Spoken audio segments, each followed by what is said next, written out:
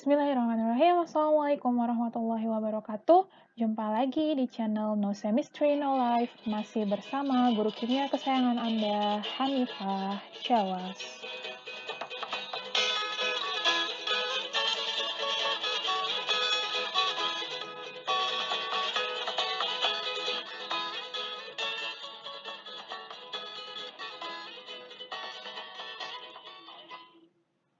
Video ini merupakan video ketujuh dari pembelajaran mengenai sifat koligatif larutan. Pada video ini, kita akan membahas mengenai persamaan matematis untuk penurunan titik beku dan juga latihan soalnya.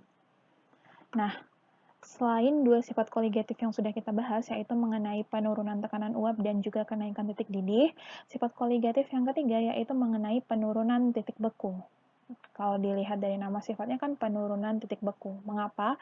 Karena faktanya bahwa ditemukan titik beku larutan itu akan selalu lebih rendah jika dibandingkan dengan titik beku pelarut murninya. Maka namanya adalah penurunan, karena si larutan ini mengalami penurunan titik beku. Nah, untuk persamaan matematisnya, itu ada dua rumusannya. Ini mirip-mirip sebenarnya dengan yang titik didih.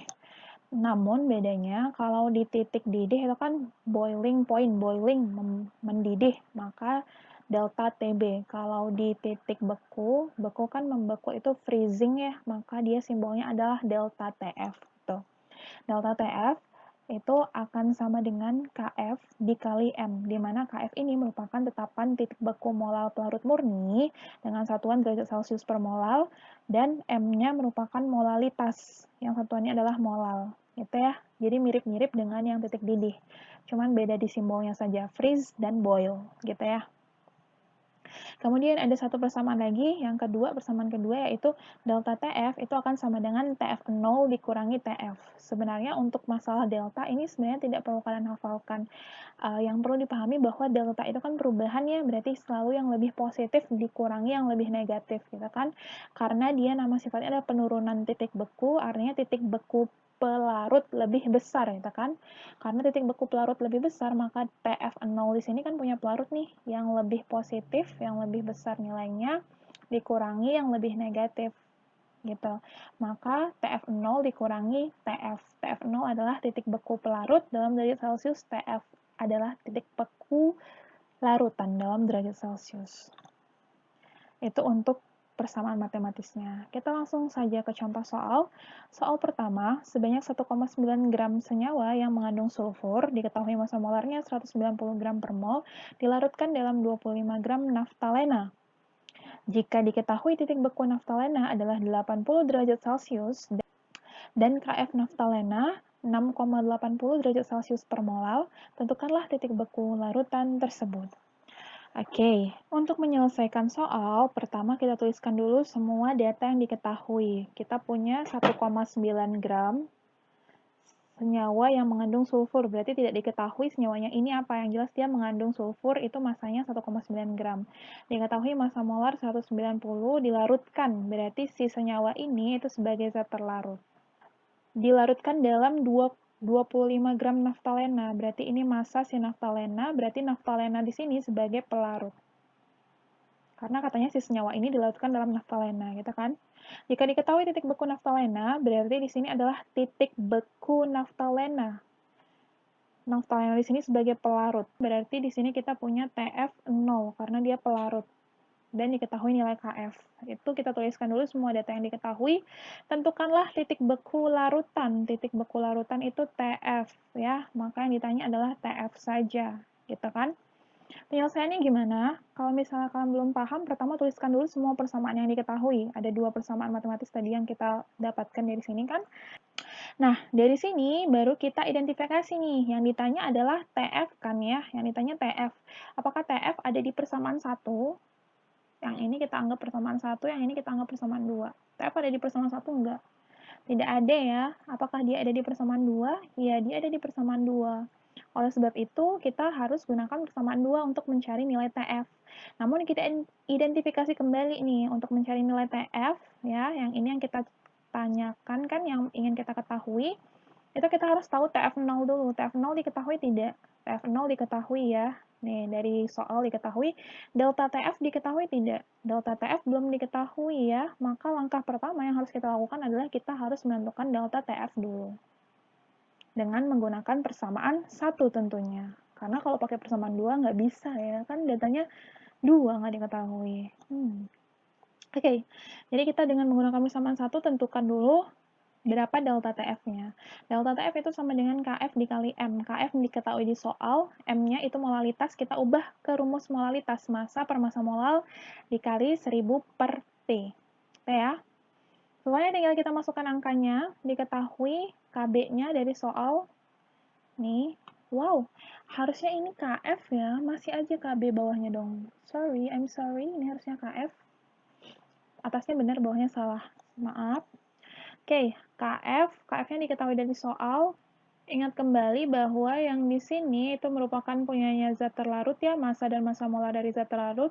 Kalau yang ini massa dari pelarut, gitu kan?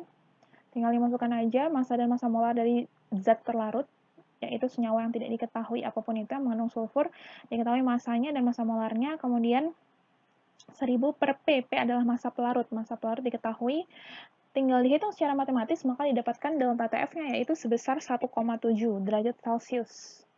Ya. Kemudian dari sini baru kita bisa menentukan TF. Nah, karena tadi rumusnya kan delta TF itu akan sama dengan TF0 dikurangi TF.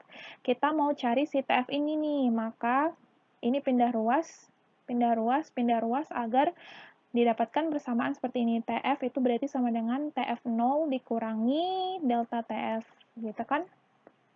Dia pindah ruas ke sini, gitu kan? Tinggal kita masukkan angka TF0-nya yaitu 80 derajat Celcius nih dari soal. Kemudian dikurangi delta TF-nya 1,7 derajat Celcius, maka didapatkan TF atau titik beku dari larutan yaitu sebesar 78,3 derajat Celcius. Mudah ya?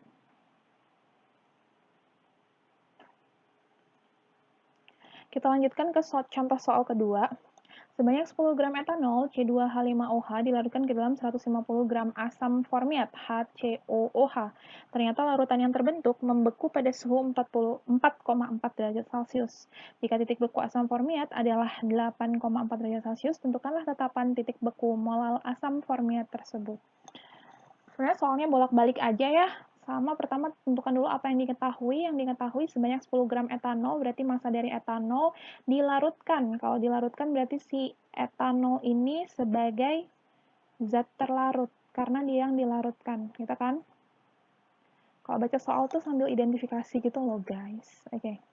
Dilarutkan ke dalam 150 gram asam formiat, berarti si asam formiat ini akan sebagai pelarutnya. Nah, ternyata larutan yang terbentuk membeku pada suhu. Nah, ternyata larutan. Berarti di sini yang diketahui adalah titik beku dari larutan. Titik beku larutan itu disimbolkan dengan TF. Kalau ada nolnya pelarut, kalau tidak ada nolnya larutan, gitu kan? Jika titik beku asam formiat adalah 8,4. Nah, ini asam formiat, tadi asam formiat sebagai pelarut. Maka di sini ini merupakan TF0-nya, yang ini TF0-nya, yang ini TF saja. Tentukan tetapan titik beku molal. Tuliskan semua datanya, massa diketahui, TF dan TF0. Yang ditanya adalah tetapan titik beku molal, berarti KF dari si pelarut, yaitu asam formiatnya. Dari sini, kalau belum paham, tuliskan dulu persamaan yang kita punya. Untuk titik beku ada 2. Ya. Yang ditanya KF. KF itu ada di persamaan berapa sih? Sama 1 kan ya. Maka di sini, kalau kita mau cari KF, kita harus tahu delta TF dulu nih. Dan kita harus tahu M. M itu bisa dicari kan ya dengan menggunakan massa dan massa. Tapi di sini delta TF kita ketahui tidak dari soal. Tidak kita ketahui ya, maka oleh sebab itu langkah pertama adalah kita harus menentukan dulu delta TF-nya. Dengan menggunakan persamaan 2 tentunya. Karena kalau pakai persamaan 1 nggak bisa dong, KF-nya kan nggak tahu, KF-nya dicari. Oke, jadi kita menentukan delta TF dengan persamaan 2. Berarti delta TF itu akan sama dengan TF0 dikurangi TF. Dua-duanya udah diketahui dari soal, maka tinggal kita masukkan nilainya, yaitu 8,4 dikurangi 4,4 dalam derajat Celcius, didapatkanlah delta TF-nya, yaitu sebesar 4 derajat Celcius. Dari sana, baru kita menentukan nilai KF-nya dengan menggunakan persamaan yang pertama. Delta TF sama dengan KF dikali M. Kita masukkan, delta TF-nya didapatkan tadi dari langkah yang pertama ya, yang ini 4 derajat Celcius, kita masukkan 4 derajat Celcius, KF-nya yang dicari, berarti kita tidak ubah dulu. Molalitas, berarti kan massa molar 1000 per P, ubah rumusnya seperti itu ya. Sama, tinggal kita masukkan angka, yang di sebelah sini, ini punyanya zat terlarut, sama diulangi terus ya, biar kalian ingat. P ini merupakan pelarutnya atau massa pelarutnya, maka di sini tinggal kita masukkan massa zat terlarut diketahui, zat terlarutnya adalah etanol, maka dia 10 gram. Kemudian massa molar dari etanol belum diketahui, maka kita cari dulu massa molar nih. Etanol rumusnya C2H5OH, maka 2 dikali ARC, 12 ya. Terus H-nya ada 5 tambah 1, 6, berarti 6 dikali ARH, ditambah O-nya ada 1, berarti 1 dikali ARO, 16. Gitu ya. Dikali 1000 per P. P merupakan massa pelarut yang jadi pelarut adalah asam formiat, berarti 150 gram. Kita masukkan di sini nilainya 150 gram. Setelahnya tinggal kita masukkan, selesaikan persamaan matematis ya yang ini. Untuk molaritasnya dulu kita selesaikan. Setelahnya tinggal kita hitung matematis, Ibu selesaikan dulu yang di bagian sini. Ini biar menggampangkan kalian. Kalian kalau misalnya nggak mesti kayak gini matematisnya ya, kalau misalnya gimana pun caranya, secara matematis, asalkan kalian mendapatkan hasilnya. Oke, ini dapatkan berarti molalitasnya itu 1,45. Kalau kita mau cari KF berarti tinggal pindah ruas ya. Berarti KF itu akan sama dengan 4 dibagi 1,45 yaitu sama dengan 2,76 satuannya dalam derajat Celcius per mol. Gitu. Jadi didapatkan bahwa tetapan titik beku dari asam formiat yaitu sebesar 2,76 derajat Celcius per mol. Sampai di sini mudah ya. Kita lanjut ke contoh soal yang ketiga. Suatu senyawa karbon tersusun atas 40% karbon, 6,6% hidrogen, dan sisanya adalah oksigen. Jika 9 gram senyawa ini dilarutkan dalam 25 gram air, KF air sama dengan 1,86 derajat Celcius per mol, dan membeku pada suhu minus 3,72 derajat Celcius, maka tentukanlah rumus molekul dari senyawa tersebut. Katanya ada diketahui suatu senyawa karbon ya, yang ada komposisinya nih, terdiri dari karbon, hidrogen, dan oksigen. Kemudian diketahui massa dari senyawa ini, massanya adalah 9 gram nih, nanti bisa kita tuliskan. Dilarutkan dalam 25 gram air, berarti pelarutnya air, ini sebagai zat pelarut si senyawa yang tidak kita ketahui ini. Nah, membeku pada suhu min 3,72. Jadi kalian tuh kalau baca soal tuh pelan-pelan sambil dipahami gitu ya. Dilarutkan dalam air, setelah dia dilarutkan didapatkan membeku pada suhu. Nah, berarti yang membeku di sini itu merupakan TF ya, titik beku larutan, TF saja, bukan titik bekunya si pelarut. Karena kan pelarutnya air. Air kan membeku pada suhu 0 derajat Celcius. Hey, Oke, lanjut. Maka tentukanlah rumus molekul dari senyawa tersebut. Kita tuliskan apa yang diketahui, massa KF sama TF-nya. Dah ya tadi. Kemudian yang ditanya adalah rumus molekul. Nah, sama, pertama kita tentukan dulu persamaan yang kita miliki. Ada 2 persamaan ini. Sekarang kalau misalnya ditanya adalah berkaitan dengan rumus molekul ya, berarti kita harus mengetahui massa molar. Di mana sih yang ada di antara 2 persamaan ini, persamaan 1 dan 2, di mana yang menggunakan massa molar?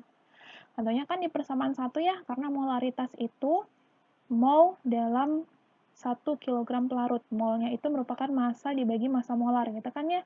Maka yang ada persamaan massa molarnya yaitu yang ini nih, persamaan 1. Maka pertama kali kita kaitkan semua data yang kita miliki dengan persamaan 1. Ya. Pertama kita tentukan delta TF dulu, karena kita belum punya delta TF-nya. Kalau misalnya kita mau cari molalitas ya, berarti kan harus kita ketahui delta TF dulu. KF-nya udah diketahui soalnya. Jadi kita tentukan delta TF dengan menggunakan persamaan 2 dulu nih. Nih, delta TF itu sama dengan TF0 dikurangi TF. Di mana kita ketahui yang digunakan di sini pelarutnya air. Air ini membeku pada suhu 0 derajat Celcius. Ini keadaan standar ya. Kita sebutkan keadaan standar, tekanannya 1 atmosfer gitu. Maka di sini dimasukkan TF0-nya adalah 0 derajat Celcius, delta TF-nya adalah minus 372, maka didapatkan delta TF-nya itu 372 derajat Celcius. Dari sana, baru kita masukkan ke persamaan 1 untuk menentukan massa molarnya nih. ya. Ini kan diketahui delta TF-nya 3,72, KF-nya didapatkan dari soal yaitu 1,86, molalitas itu kita ubah menjadi persamaan yang ini ya. Selanjutnya tinggal kita masukkan massa yang di sini, dan massa molar itu kan punya zat pelarut. Zat pelarut itu diketahui massanya 9 gram nih. Sedangkan yang di bawah sini pelarut diketahui massanya 25 gram. Yang ini. Kita masukkan semua, nah nanti didapatkan nih yang kita cari adalah massa molar, maka massa molarnya tetap kosongan gitu kan. Kita selesaikan secara matematis, bagaimanapun caranya terserah kalian, mau kalian kali dulu, bagi dulu, yang penting hasilnya nanti di akhir kalian akan dapatkan bahwa massa molarnya adalah 180 gram per mol. Sampai di sini apakah sudah selesai? Tentu belum ya, karena yang ditanya di sini adalah rumus molekul, bukan massa molar. Kita baru sampai massa molar saja.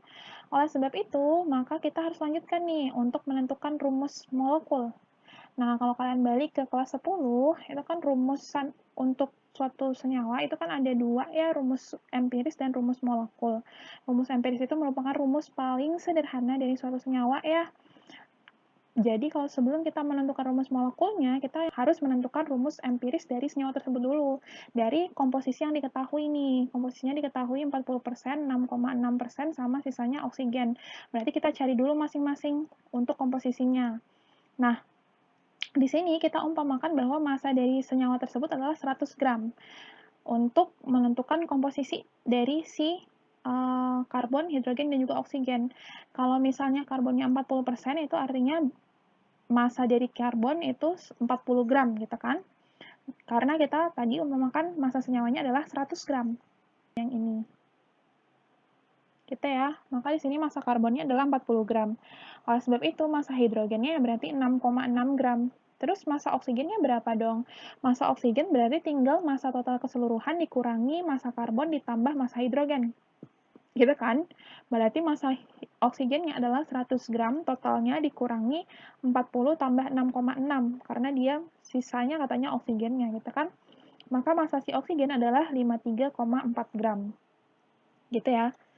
Itu kita baru menentukan massa. Nah, ingat kembali di kelas 10 nih, hukum-hukum dasarnya itu kan perbandingan jumlah partikel itu kan akan sama dengan perbandingan mol ya. Maka kalau kita mau mengetahui berapa jumlah partikel, rumus empirisnya ini, ya kan, mengetahui jumlah partikelnya, kita harus melihat perbandingan mol dari atom-atom penyusun senyawa ini gitu.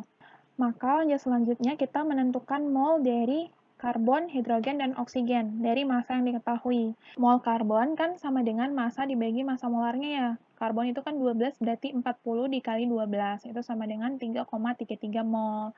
Kemudian untuk hidrogen itu sama 6,6 dibagi 1 karena hidrogen kan 1 ya berarti 6,6 mol.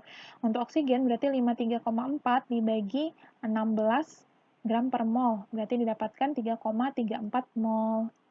Setelah mol-mol ini kita dapatkan, kemudian kita lakukan perbandingan nih. Kita cari perbandingan paling sederhana. Rumus empiris itu perbandingan rumus paling sederhana. Dari perbandingan paling sederhana antara unsur-unsur penyusun senyawa tersebut gitu. Maka perbandingan molnya NHO.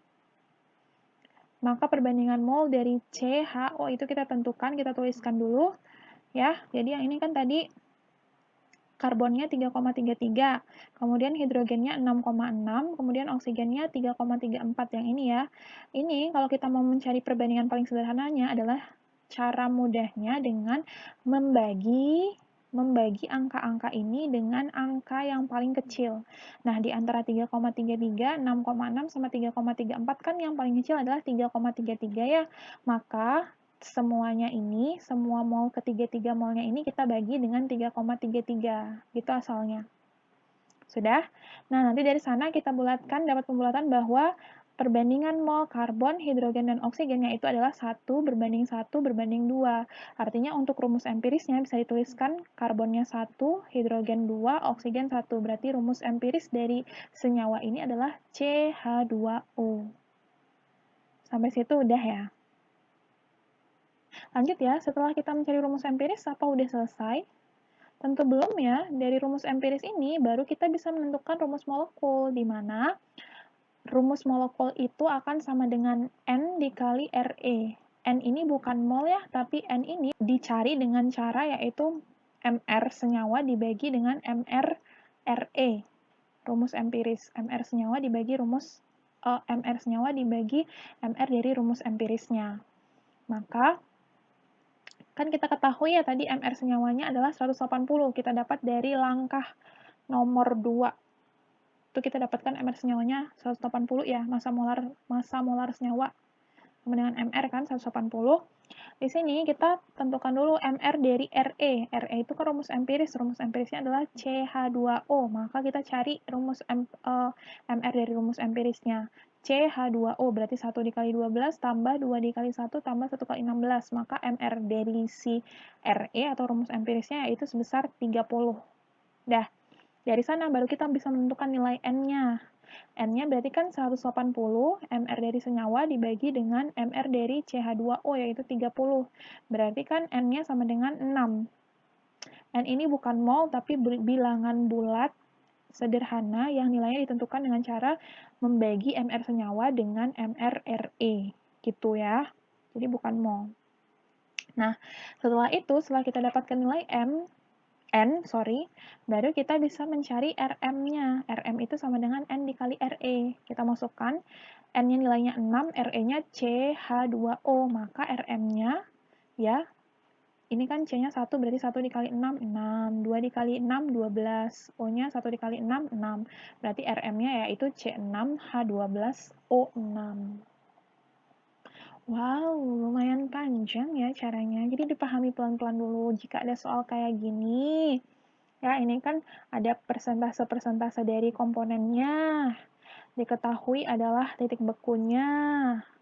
Ya, ini memang agak panjang langkahnya. Jadi yang pertama, tadi kita mencari dulu massa molekul relatif, massa molarnya. Gitu ya. Setelah kita mencari massa molar, kemudian kita mencari RE, rumus empiris, dengan menggunakan data persentase-persentase ini. Setelah kita dapatkan rumus empiris, kemudian kita baru bisa menentukan rumus molekulnya. Dengan cara pertama, kita harus mencari dulu N, nilai N. N merupakan bilangan bulat, bukan mol ya. Bilangan bulat yang nilainya ditentukan dengan membagi MR senyawa dengan MR rumus empiris. Gitu. Dari sana baru kita bisa tentukan rumus molekulnya. Pelan-pelan dipahami. Kalau misalnya belum bisa, diulangi lagi step-nya. Jadi untuk titik beku larutan, Ibu rasa cukup 3 soal ya, karena sebenarnya prinsipnya untuk perhitungan itu kan mirip-mirip dengan titik didih ya, dia menggunakan nilai K, tetapan, dan juga M, molalitas gitu. Sama aja, tinggal perbanyak latihan soal sih untuk titik beku dan titik didih, karena kedua ini agak mirip-mirip gitu, cuman beda di simbol dan beda di persamaan ini nih yang kedua. Karena kalau titik didih itu kenaikan titik didih, kalau titik beku itu penurunan gitu.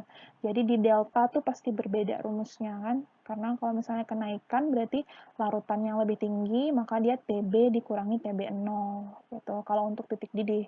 Kalau titik beku kan penurunan titik beku, maka titik beku pelarutnya yang lebih tinggi, maka TF0 dikurangi TF gitu.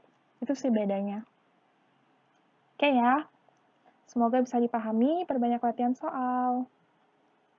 Oke, sekian untuk video kali ini. Semoga apa yang diberikan pada video ini bisa bermanfaat untuk kalian semua.